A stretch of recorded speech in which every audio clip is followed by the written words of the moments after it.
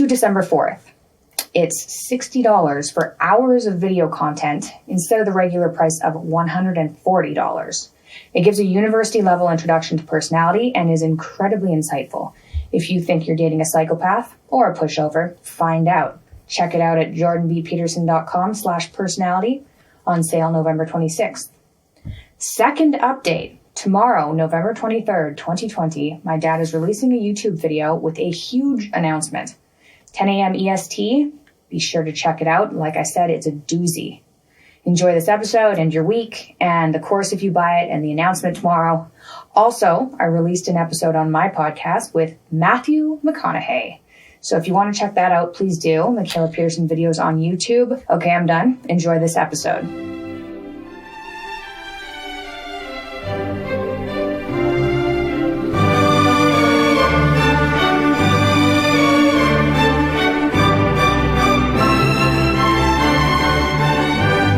So on to Sigmund Freud. We're going to give him somewhat short shrift, I'm afraid, because we only have an hour to talk about Freud, but that's okay. We can get a fair way through it. He's still persona non grata, I would say, among experimental psychologists and probably clinical psychologists as well, but that seems to me to be very unfair. Freud is one of those thinkers who all that's left are his mistakes. And the reason for that is that everything that he discovered or put forward is so entrenched in our culture now that we think it's self-evident. And so everything correct has been assimilated, and that just leaves everything that's more or less floating on top to look wrong. But Freud is also one of those thinkers who was always wrong in an interesting way, and that's very useful. And so I also think that many of the things that he put his finger on that are of still disputed, for example, the idea of the Oedipus complex, are much more useful than people are willing to admit, especially in the clinical realm, because the Oedipal complex, which we'll talk about quite a bit, is actually a description of a fairly stable form of familial psychopathology where the child gets trapped within the confines of a family because the relationship with one parent or the other or both is so tight that they can't break beyond it. And maybe because of their own inability to move towards independence, but more frequently because of what you might describe as a kind of conspiracy between the son and the parent, or the child and the parent, that prevents them from moving towards autonomous life and keeps them in a state of childhood dependence.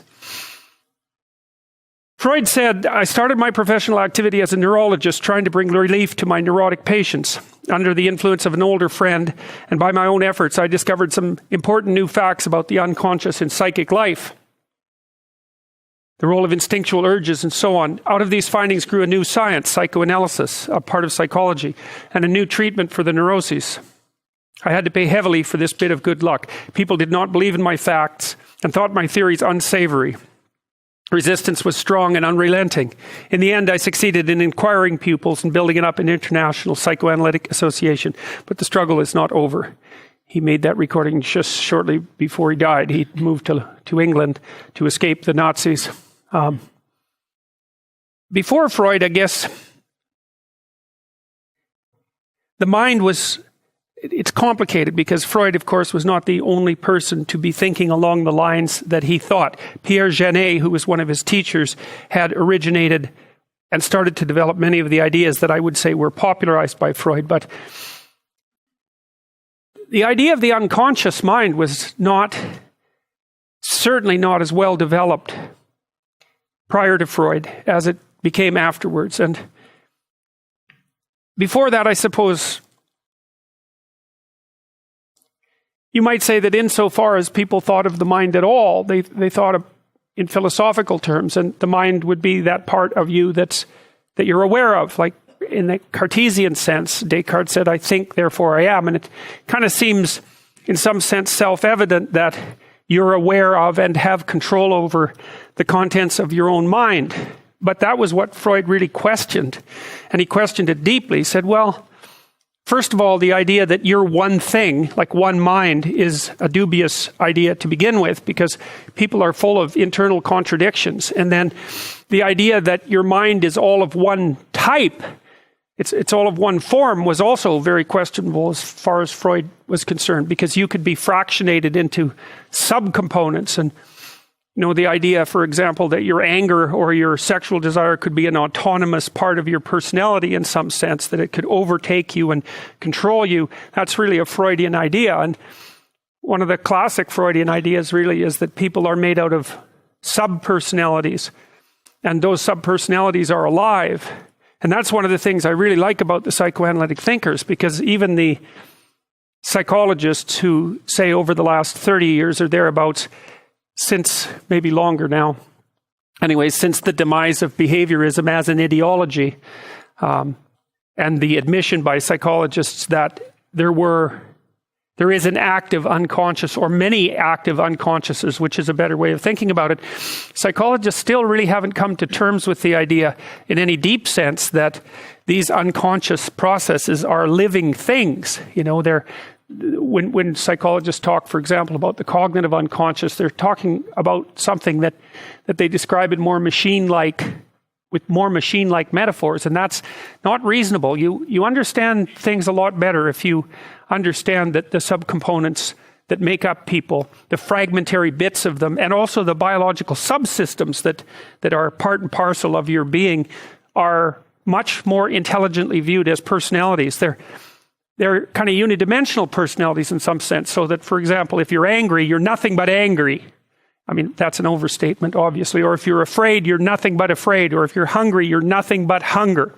Well, that's certainly true if you get hungry enough, or thirsty, or too hot, or any of those things. You kind of collapse to a simpler personality that only has one motivation in mind. And we'll talk a lot as we progress about the grounding of those unidimensional motivational systems in biology, but I'd have to say that Freud was among the first, at least the first, to synthesize a coherent theory of this multiplicity, and to put it forth while also insisting that much of what was happening to you and inside of you was not immediately accessible to your awareness.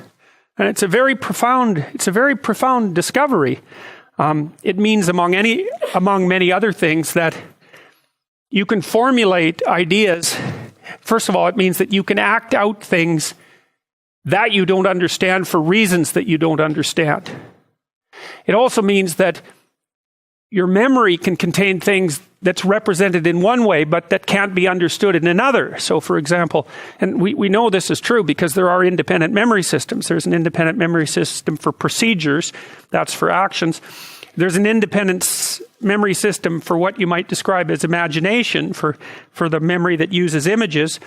And then there's another system that articulates knowledge. That's the semantic memory system. And it's not obvious at all that the contents of all of those are equivalent. And that's why, for example, you can dream things that you don't know, because one of the things you might think is that your dreams watch you act, and they watch other people act, and then they make a little drama out of that, and that drama has information in it, but you don't necessarily know what that information is, in that you can't describe it consciously, right? It's akin to the Piagetian idea that kids can play a game, and you can take them away from the game, and then they won't know how to describe the rules, even though they can play the game. And so dreams can contain information that's full of the encoding of behavior that has information in it that you're not consciously aware of. And so then you can become consciously aware of that in a kind of a revelation, say.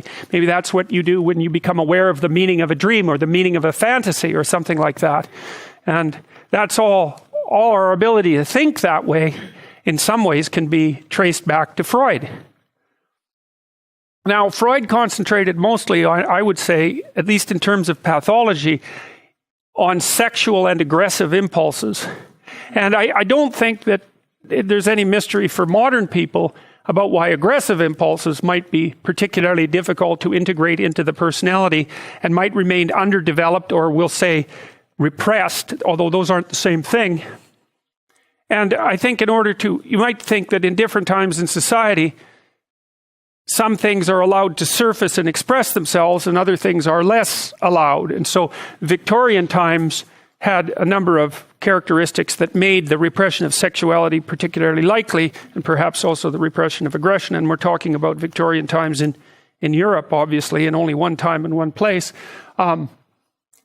As Henry Ellenberger says, this is a great book, by the way, The Discovery of the Unconscious. If you're really interested in psychoanalytic ideas, Freud, Jung, and Adler, and also the history of those ideas, there's no better book than The Discovery of the Unconscious. It's an absolutely remarkable book, a great work of scholarship. I think it goes for about 250 pages before it even gets to Freud, and so it places Freud's discoveries in their historical context, so that's a really good thing to know.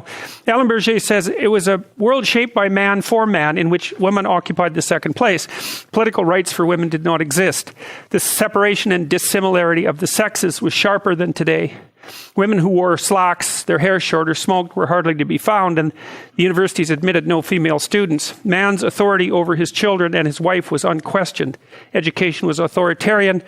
The despotic father was a common figure and was particularly conspicuous only when he became extremely cruel. Laws were more repressive, delinquent youth sternly punished, and corporal punishment was considered indispensable. Now, so the times themselves, I would say, were harsher and more repressive, but then there was an element to sexuality that was also extraordinarily problematic. I mean, the first thing you might notice, might consider, and people generally don't, it's almost impossible to overstate how revolutionary the birth control pill actually is.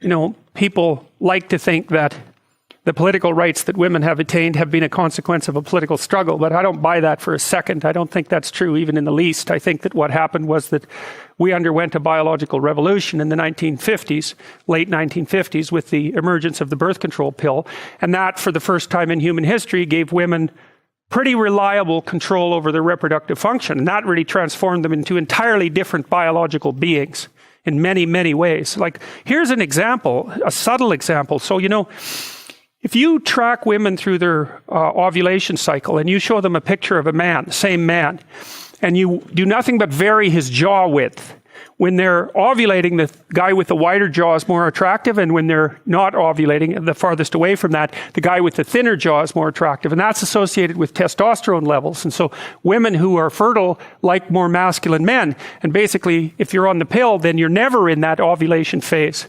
And so one thing that may have happened, and I don't know this for sure, but it's interesting to consider, is that since women have been taking the birth control pill, their preference for less masculine men has become more pronounced. And that could easily be one of the things that's fueling at least some of the tension that's existed and exists now politically between men and women. But the point is that you just cannot ignore the massive consequences of a biological revolution like that, and to make any other factor causal when you're trying to understand the political movements, especially in the last, say, 40 years, you're putting the cart before the horse. Now, it's reasonable to point out that the pill wouldn't have been accepted as a technology if certain political changes with regards to the emancipation of women hadn't already been in place, right? No one would have even been allowed to do something like investigate contraception. So you can't separate the biological from the political entirely, but it's still very useful to organizing your thinking to realize just how profound a revolution that was. But now back in the Victorian times, see, there's another thing about sexuality.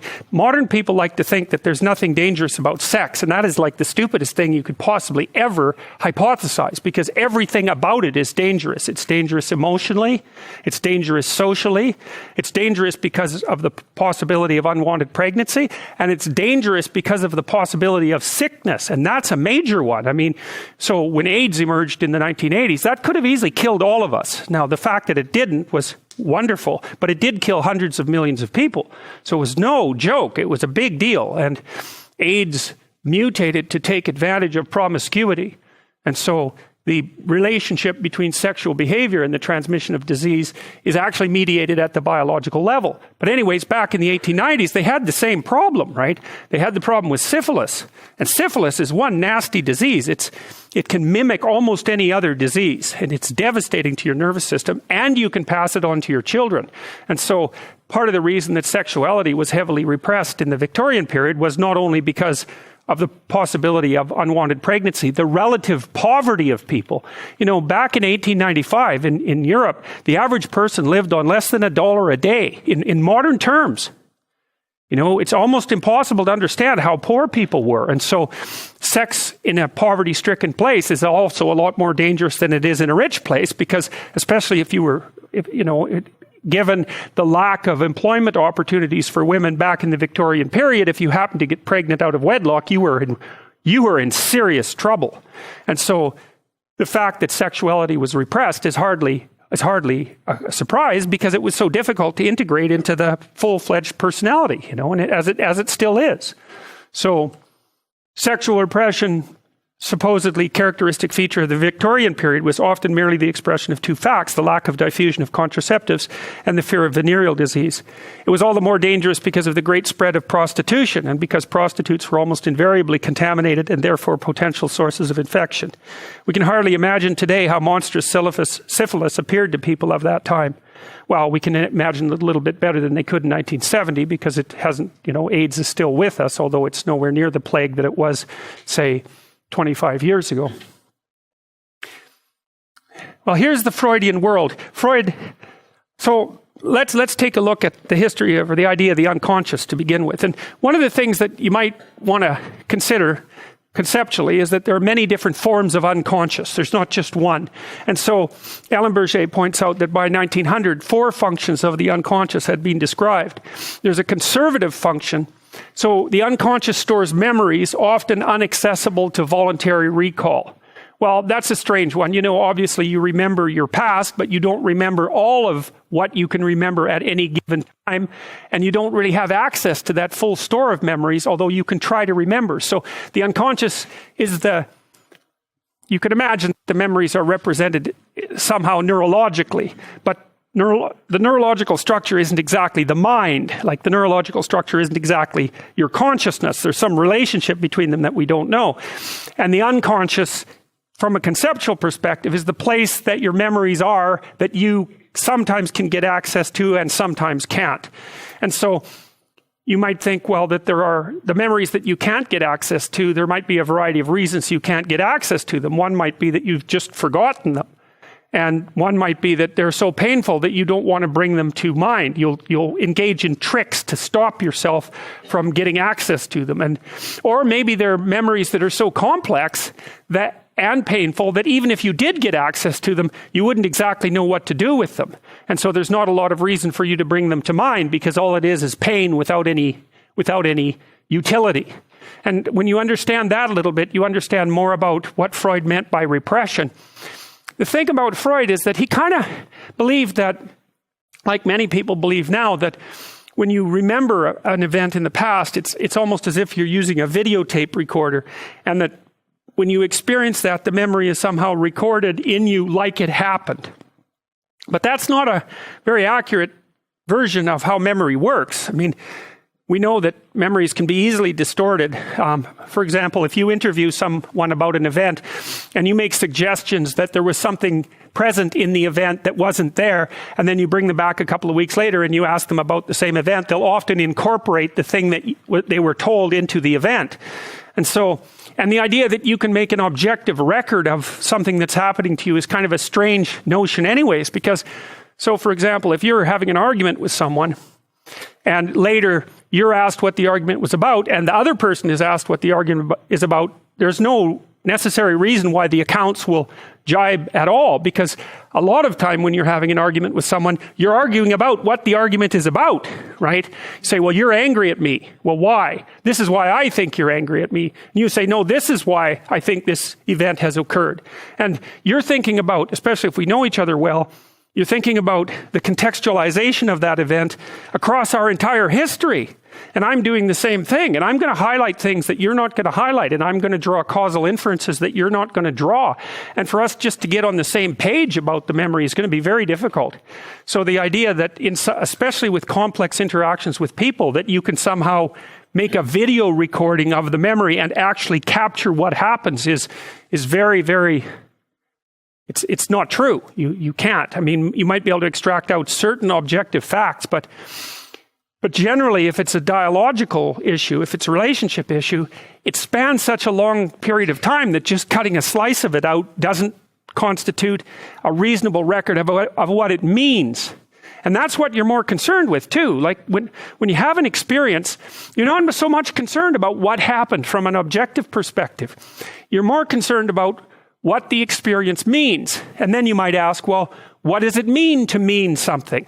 And that was the question I was trying to answer in that paper I had you read right at the beginning of the class. But one of the things that meaning means is that it has implication for the way you look at the world or the way you act in the world. And so if I tell you something meaningful, what that's going to mean is in the future, you're going to act slightly differently or maybe radically differently, depending on how meaningful it is, but also that the way that you look at the world has shifted. And the way that you look at the world is actually an unconscious process. I mean, you don't know while you're looking at the world how it is or why it is that you're looking at the world in that way. I mean, because, well, first of all, it would just be too complicated. And second, you wouldn't be able to concentrate on what was actually going on. So your attention, for example, is mediated by unconscious forces. And you know that perfectly well. And this is another Freudian observation. You know, if you're sitting down to study, for example, your conscious intent is to study. But you know perfectly well that all sorts of distraction fantasies are going to enter the theater of your imagination non-stop and annoyingly. And there isn't really a lot you can do about that except maybe wait it out. You know, so you'll be sitting there reading and your attention will flicker away. You'll think about, I don't know, maybe you want to watch Jane the Virgin on Netflix or something like that. Or maybe it's time to have a peanut butter sandwich. Or you should get the dust bunnies out from underneath the bed. Or it's time to go outside and have a cigarette. Or maybe it's time for a cup of coffee. Or it's like all these subsystems in you that would like something aren't very happy just to sit there while you read this thing that you're actually bored by. And so they pop up and try to take control of your perceptions and your actions nonstop. Maybe you think, well, this is a stupid course anyways. Why do I have to read this damn paper? And what am I doing in university? And what's the point of life? It's like you can really get going if you're trying to avoid doing your homework. And then you might think, well, what is it in you that's trying to avoid? Because after all, you took the damn course and you told yourself to sit down. Why don't you listen? Well, because you're a mess. That's basically why. You haven't got control over yourself at all. And no more than I have control over this laptop. Okay, so there's the memory function of the unconscious, and there's the dissolutive function. That's an interesting one. The unconscious contains habits, once voluntary, now automatized, and dissociated elements of the personality, which may lead a parasitic existence. That's an interesting one. I would relate that more to procedural memory. You know, so what you've done is practice certain habits, whatever they might be. Let's call them bad habits. And you like those things to get under control, but you can't. So maybe when you're speaking, for example, you use like and you know, and you say a lot. And you practice that, so you're really good at it. And you'd like to stop it, but you don't get to because you've built that little machine right into your being, right? It's neurologically wired. And it's not under conscious control. And anything you practice becomes that. It becomes part of you, and that's another element of the unconscious, a different part. And then there's a creative part, which is that, well, you know, you're sitting around and maybe you're trying to write something, or maybe you want to produce a piece of art or a piece of music, or maybe you're just laying in bed dreaming and you have all these weird ideas, and especially in dreams, it's like, where do those things come from? And even more strange, one of the things that's really weird about dreams, and almost impossibly weird, is that you're an observer in the dream. It's like a dream is something that happens to you. Well, you're dreaming it, theoretically, so how is it that you can be an observer? It's almost like you're watching a video game or a movie, but you're producing it, at least in principle, although the psychoanalysts would say, well, no, not exactly. Your ego isn't producing it. Your unconscious is producing it. It's a different thing. It's a different thing. And of course, Jung would say, well, it's deeper than that. The collective unconscious might be producing it.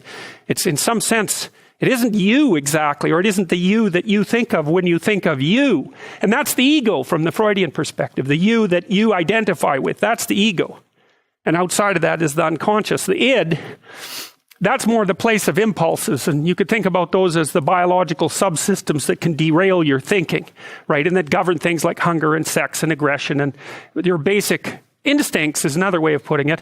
And it's a reasonable way of thinking about it because these are subsystems that you share with animals. You share them certainly with mammals. You share most of them with reptiles. You share a lot of them with amphibians, and even going all the way down to crustaceans. There's commonality, for example, in the dominance hierarchy circuits. And so these are very, very old things. And the idea that you're in control of them is, well, you're not exactly in control of them. And I would say the less integrated you are, the less you're in control of them, and the more they're in control of you. And that can get really out of hand, You can be, like with people who have obsessive compulsive disorder, for example, which seems to be, I would say, the dissolutive elements in some sense of the unconscious, the way that it's portrayed here. Poor people with obsessive compulsive disorder, they can spend half their time doing things that they can't really control, and they have very strong impulses to do them. And it's very hard on them to block them, They'll almost panic if those things are blocked. And then you have people with Tourette's syndrome, that they'll be doing all sorts of weird dances and spouting off obscenities and imitating people without being able to control it. And sometimes a little bit of antipsychotic medication can dampen that down, but it's as if there are these autonomous semi-spirits inside of them that grip control over their behavior and make them do things. And, you find that to some degree in your own life because maybe you've become very attracted to someone, even maybe you don't want to be attracted to the person, and then you find yourself, texting them when you know perfectly well that you should be going to bed, and you're in a grip of something, and you can't control it, and that's all part of the unconscious and all part of what Freud was studying. The dynamic unconscious, it's alive, and it's a composite. The mind is a composite of contradictory drives. Now, the way Freud thought about this basically was that with the id and the ego and the superego. So if you think about the id as the place where these contradictory drives emerge, so it's sort of nature within, the ego is the thing that's sort of being pushed back and forth by those contradictory drives, and the superego is the thing that's on top saying, you better behave yourself, you better behave yourself. And so it's a different model than the Piagetian model, because Piaget assumed that what would happen is that as the child, and I like the Piagetian model better. I think in healthy development, the Piagetian model is correct. But in unhealthy development, I think the Freudian model is correct. That instead of integrating, say, the aggressive and sexual drives, for the sake of argument, into your personality as you develop, what happens is the superego just represses them. Instead, so they don't become a dynamic part of you, integrated into your ego. They're just repressed. You just don't manifest them. And so that's how you be a good person, and you can be the victim of a very harsh superego. And that often happens if you've had a particularly tyrannical parent, one or both, or maybe a tyrannical grandparent, or maybe you're your own inner tyrant and you've picked up tyrannical voices through your whole life and aggregated them into this terrible judge that's always watching you, that's criticizing everything you do and restricting you badly and really badly in what you're allowed and not allowed to do. You see that with anorexic women. Well, men can be anorexic too, but it's much, much less rare. They have superegos that are just, or it's one way of thinking about it, they're just deadly. They're just criticizing every bit of them. Well, right to the point, they're really criticizing them out of existence, right? Is you have to be so perfect that the perfection is not aligned with the ability to live. You don't get to eat. And people like that, they look at their bodies, they even look at their bodies incorrectly. Like anorexics seem to be unable to see their bodies as a whole. They can only see their bodies as parts. And when you start seeing your body as parts, you're really in trouble because you can't get a sense of actually what it looks like. And body perception is very, very complicated. But anyways, Piaget thought about the ego as, in some sense, as the game that's played by all these dynamic drives that's shaped by the broader community, and so that could all be integrated. But Freud would say, well, look, when that doesn't happen, instead you're subject to the tyranny of the superego, and it just says you should never be angry, right? You should never express yourself sexually, because if you do, there's something wrong with you. You're a bad person, and you're a bad person if you ever get aggressive. And then people who are living like that under those circumstances, they're repressed is the right way to think about it. Now, Freud was interested in the idea that mental disorders could be caused for two reasons. One would be purely bodily, like maybe a head injury, or say in the case of schizophrenia, which is a good example, or manic depressive disorder, we have reason to believe that there's something physiological going on, even though identifying that has been very difficult. And it's probably because there isn't one form of schizophrenia. There's probably many pathways of brain injury that lead to schizophrenic-like symptoms, and there's likely not one form of manic depressive disorder either, if you think of the form as having a standard causal pathway. We know that there are, because we've done genetic studies on people who have manic depressive disorder in their family, and you can identify genes within a family that seem to be contributing to the disorder, but the problem is that those genes don't seem to be. So then you'll take another family group with manic depressive disorder, and it'll be a different genetic combination that causes that. So part of the reason why it's difficult to associate even the more biological mental disorders with biology all the way down is because they're so complex. And then there are other forms of mental disorder that don't seem to be structural at all. They seem to have more to do with, well, let's call it the psyche, right? And that it's more like the contents of your thought have a problem rather than the structures underlying your thought. And of course, that distinction is difficult to make in a fine-grained way, but you kind of get the point. I mean, just because there's an error in your thinking doesn't really mean that the underlying biology in some sense has been compromised. It's complicated because if the error is bad enough, then it can compromise the underlying biology. But whatever, it's a conceptual distinction, and part of the conceptual distinction is helpful if you're trying to think, at least in part, about how you might cure it, because if you're thinking about a brain disease, then that implies a different course of treatment, at least in principle, than it does if you're thinking about a psychological disorder, where you might think about talking to someone, for example, and straightening out their thoughts or helping them learn to behave in a different way. And it was really Freud who started to think that he was the first person to really posit, and this is pretty interesting, to directly posit that dialogue or conversation or speaking could be curative. And that's another thing that people don't like to give him credit for. I mean, there wouldn't be all these helping industries, social work and psychology and biological psychiatry, insofar as that also involves communication and counseling and all of these things. None of that would have existed in all likelihood if Freud wouldn't have made the original hypothesis that there was something about communication that could be curative. Now, Freud believed that experiences that hadn't been... Now, he thought about experiences as repressed, and this goes back to the videotape idea of memory. So the idea would be that you have a record of everything that's happened to you, and the record's actually accurate. And then some of those things that happened to you were very, very shocking to you, or very hurtful, or very depressing, or very threatening, and so you've decided that those have become repressed.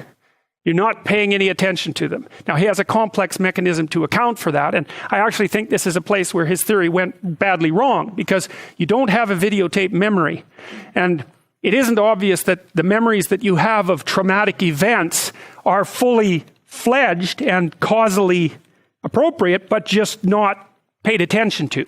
It's more like they're murky and unclear in and of themselves, and they contain too much. And I don't think that people so much repress as they do refuse to attend to, or are unable to attend to. So it's more like a passive avoidance than a passive avoidance of something that needs to be explored and gone through, rather than it is something you know that you don't want to look at, that you or part of you has put away. And I think that's a major weakness in his theory, and has led to a lot of problems with the idea of repression per se. But anyways, that was his idea, that terrible things have happened to you, and you, or some part of you, doesn't want to know about them, And so they live those repressed experiences live an autonomous life of their own too. And here's an example of a trivial example of how that might work. Imagine that you're at work and your boss says something to you that disturbs you. Maybe it makes you question whether your job is stable. And so you're kind of upset about that, but it's a casual, offhand comment, and you go back to work and you just sort of forget that even happened. You Maybe because you're attending to something else. But then you go home and you're just crabby as can possibly be, and you go home and one of the people there says something a little annoying and you snap at them. It's like, well, that's analogous to what Freud would call a complex, right? Is that this, because you can imagine what's happened is that the boss's words have brought up a whole little subpersonality predicated on doubt up to the surface. And who knows how deep that would be? Well, what happens if I lose my job?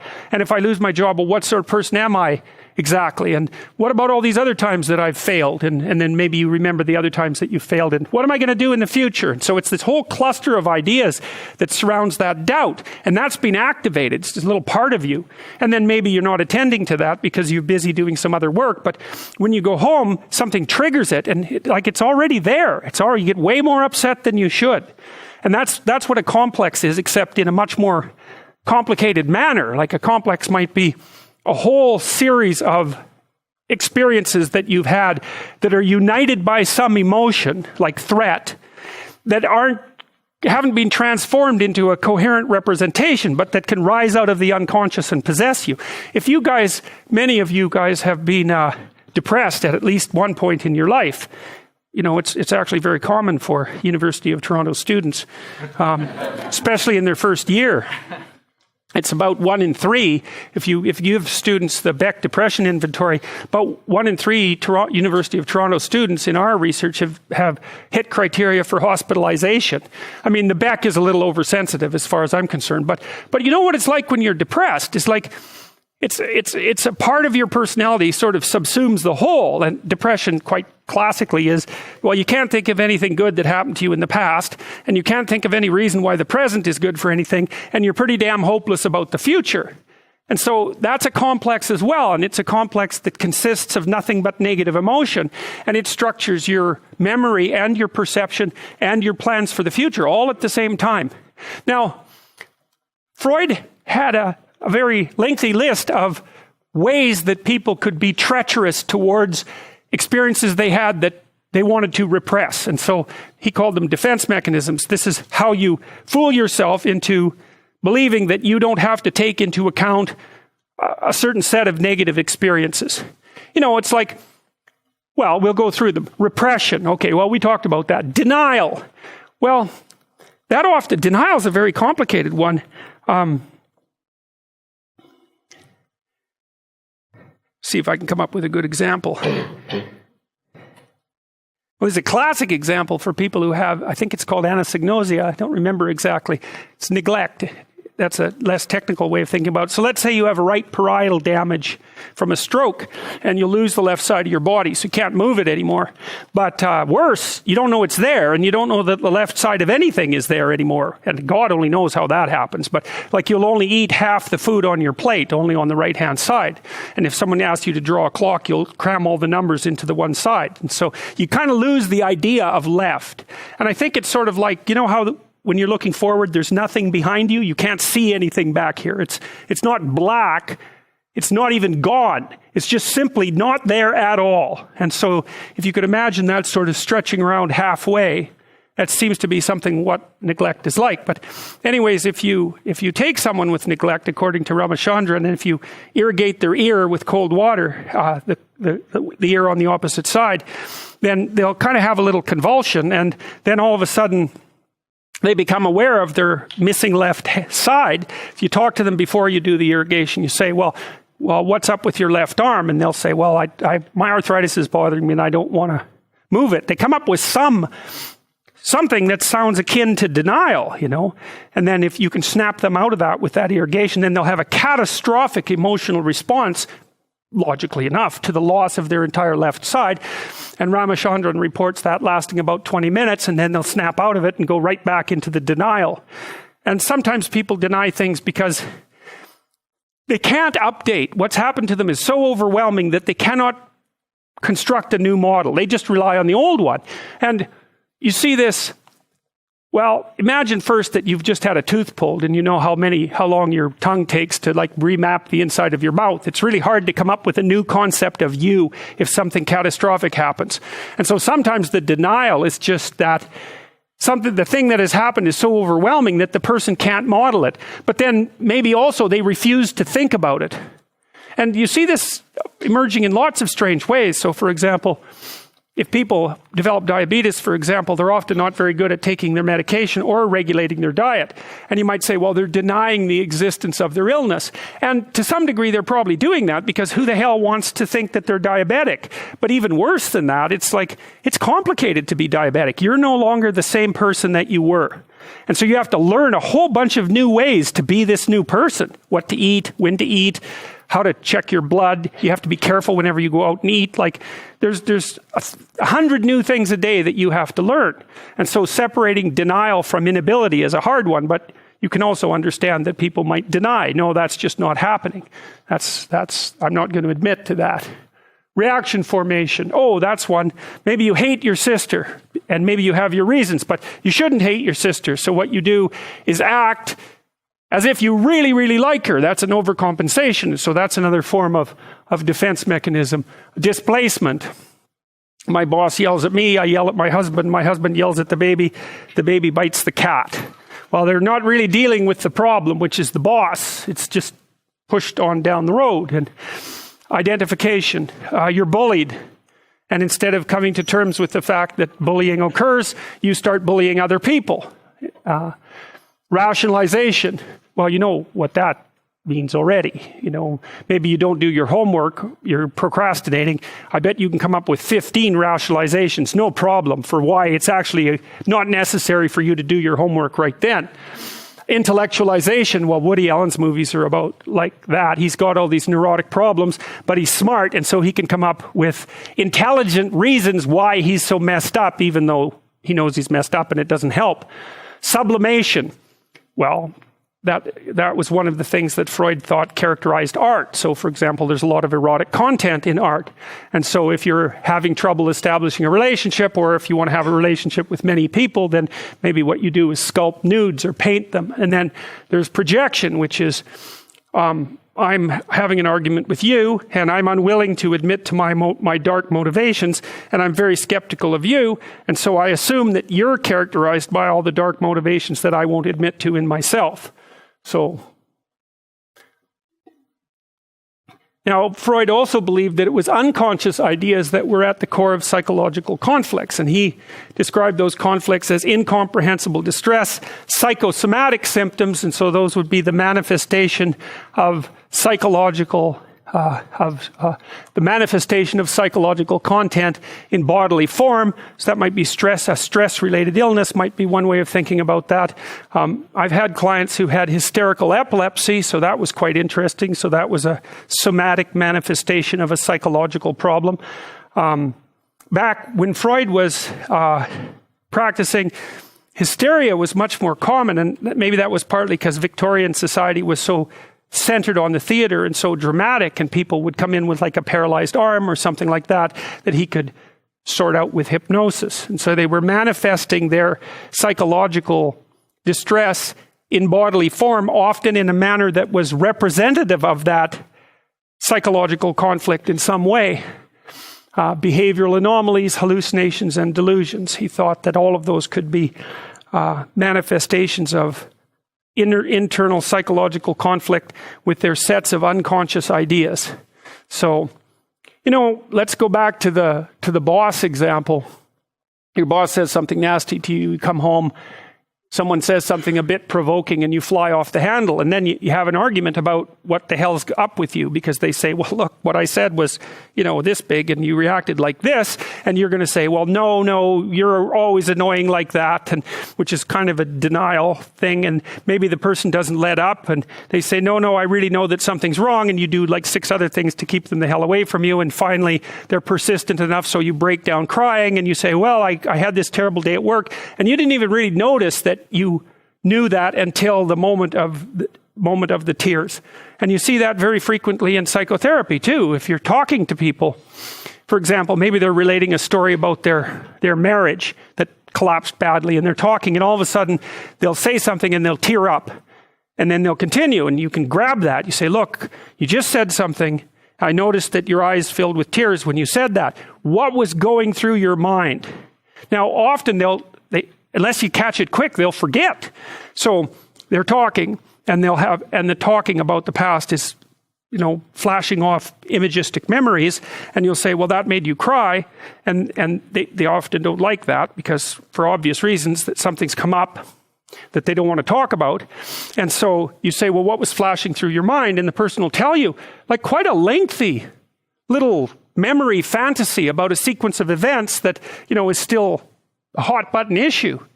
And that's another example of this underlying complex, And if you watch people, you can watch people in normal conversation. This happens all the time. Their eyes will move, or they'll smile, or you can see as they're speaking that all sorts of different ideas are flitting through their head.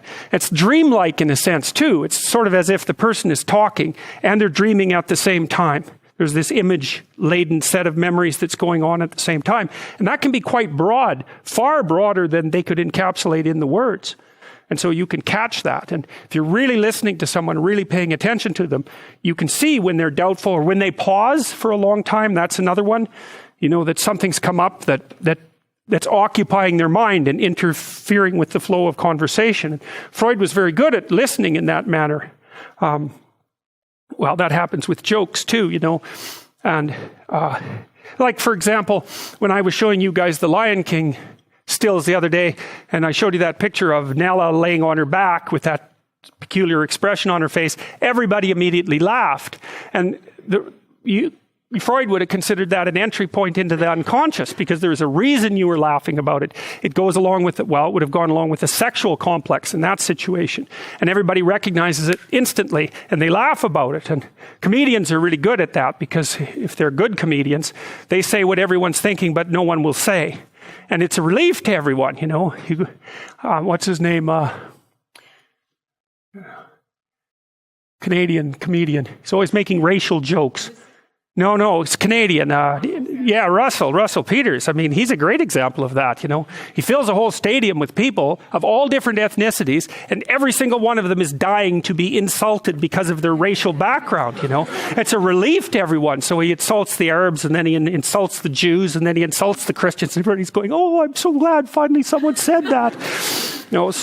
So he's speaking to part of their unconscious, and it's the part that's actually uncomfortable with all of that kind of discussion being repressed and staying below the surface. It's way too weighty for people. So jokes express in playful language what culture will not formally express. So too, that when the culture starts going after the comedians, that things are not good. So you should leave the damn comedians alone, because they're the people that can tell the truth. And if you start to get annoyed at them, then that's not good. So Freud was also extraordinarily interested in dreams. Poor Freud. We're just not going to be able to cover him in enough detail. Well, how will we do this? Because I should tell you about the dreams. Freud wrote a book called The Interpretation of Dreams, and he was the first person, I would say, who subjected dreams to a really comprehensive analysis, and he used them to investigate the place of complexes in his psychotherapeutic practice. So his clients would recount their dreams to him. Now, he believed that dreams always expressed an unconscious wish, and that was tied into his theory of repression. And so, for example, if you were very, very sexually repressed, which was very common at the time, then you'd have dreams with sexual content that were expressing the undesirable fantasy, essentially. And by analyzing the dream, you could get down to what was being repressed. Now, Freud believed that the dream more or less tied itself in knots, trying to hide its content in some sense. And Jung believed instead that the dream was actually trying to be as clear as it could. It just wasn't part of the, let's call it the semantic memory system. It was more like a feeler out into the unknown. It was trying to represent things as clearly as it could. And so its use of symbols and that sort of thing wasn't so much to hide the actual unpleasant content from the dreamer, but to express it in the only language that the dream could use. And so Freud, of course, also believed that some of that was true. All right, well, we're going to have to stop there. I hope you enjoyed this episode. Next week is Dad's first actual interview podcast in 2 years. You heard that right. An actual interview podcast. The following is a message from one of our sponsors, Wondery, the new Jack Swing sound. You know the songs: Bobby Brown's My Prerogative, Belle Biv DeVoe's Poison, Blackstreet's No Diggity. It wasn't just hit songs, it became a movement that took over music, culture, and style. Wondery and Universal Music Group present Jacked, Rise of the New Jack Sound, hosted by Taraji P. Henson.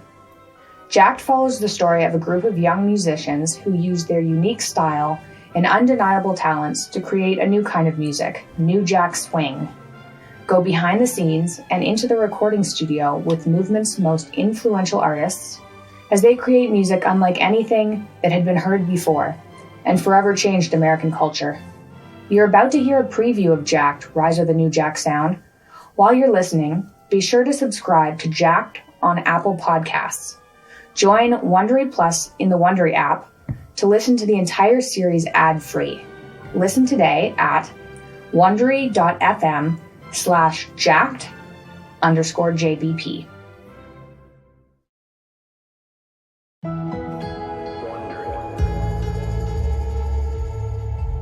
Have you ever had a dream? Something you wanted so bad you just couldn't let it go? For Timmy Gatling, his dream was music. And we were hip-hop and R&B. We were unique because we dressed fly. We knew all the hip-hop stuff. You like, wow, these little kids are dangerous. And in 1989, the group he founded had made it. They're getting ready to go on stage in front of 41,000 people at the Los Angeles Coliseum. In the crowd are fly girls wearing Donna Karan jumpsuits, guys wearing leather troop bomber jackets, and Obsession cologne is all in the air. This is the biggest black music tour of the day. I was there. It was in L.A. It was the Budweiser Superfest. The Budweiser Superfest. You know, I remember what a big deal the Superfest was back in the day, honey. It was the kind of show we would get our hair did, our nails did, our everything did. In the summer of '89, rappers Kool Moe Dee and MC Hammer are on the bill. Patti LaBelle and Timmy Gatling's group, Guy. Trim, flat top haircut, well-dressed. Timmy moves through the crowd of VIPs and people recognize him. Hey, what's up? What's up, man? But here's the thing. Timmy isn't playing with his group that day. And so people asking you, why you not on stage? What's up, you not performing? Yo, Timmy, you not performing? Because what they don't know is that Timmy is no longer in the group. What? The fans didn't know. It was like a conundrum. People was like, okay, wait a minute. It was confusing. And that was worse than anything. Instead, Timmy watches his former bandmates as they go on stage without him.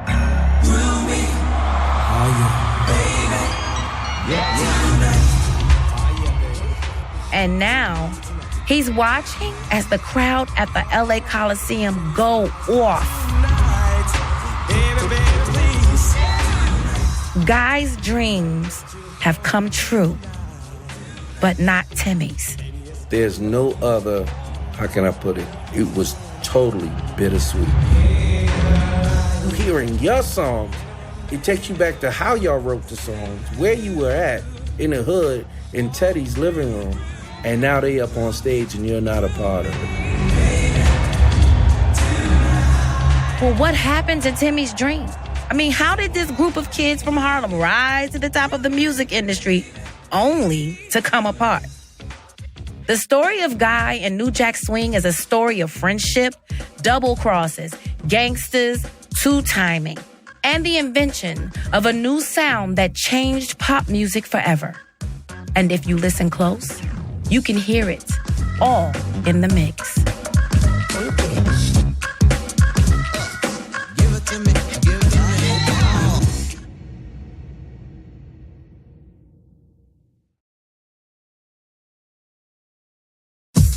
From Wondery and Universal Music Group, I'm Taraji P. Henson, and this is Jacked. Jack Swing. Yes, it's something wrong.